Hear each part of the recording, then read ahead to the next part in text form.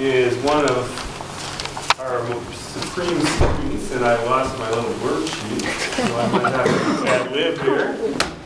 But I found it again, thankfully. Nomith Merari, whom I can sincerely describe as a dedicated, curious, and highly intelligent student, enjoys chess, playing the violin, reading fantasy novels, and excelling in all his endeavors.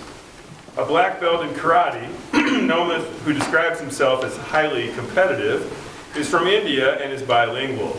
A resident of 5 different states here in the United States, we're extremely pleased that Nomith now makes his home here in the Valley of the Sun. Tonight, Nomith will be reciting a well-known poem that many of you have read before, an excerpt from the classic The Raven by Edgar Allan Poe. Please welcome Nomith. Let's go, Nomith.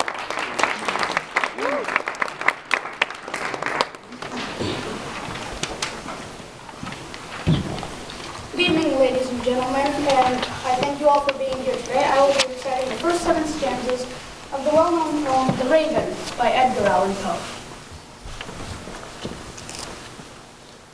Once upon a midnight dreary, while I pondered, weak and weary, over many a quaint and curious volume of forgotten lore, while I nodded, nearly napping, suddenly there came a tapping, as of someone gently rapping at my chamber door.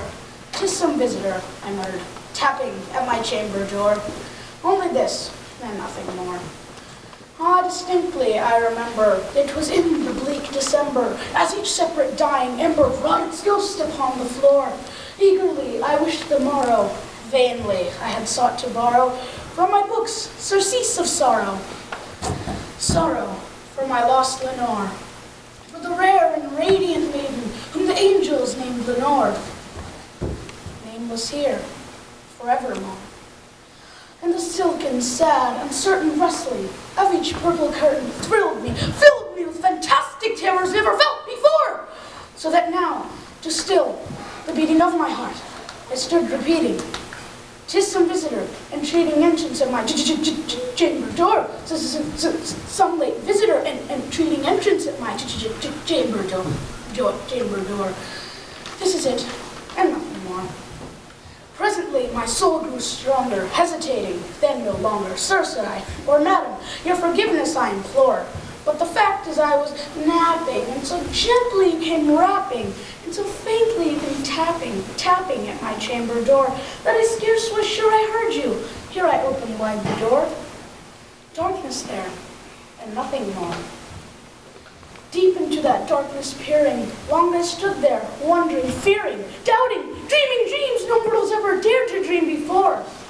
But the silence was unbroken, and the darkness gave no token, and the only word there spoken was the whispered word, "Lenore." This I whispered, and the echo murmured back the word, "Lenore." Merely this, and nothing more. Back into the chamber turning, all my soul within me burning, soon again I heard a tapping, somewhat louder than before. "Surely," said I, "surely that is something at my window lattice. Let me see then what thereat is, and this mystery explore." Let my heart be still a moment, and this mystery explore.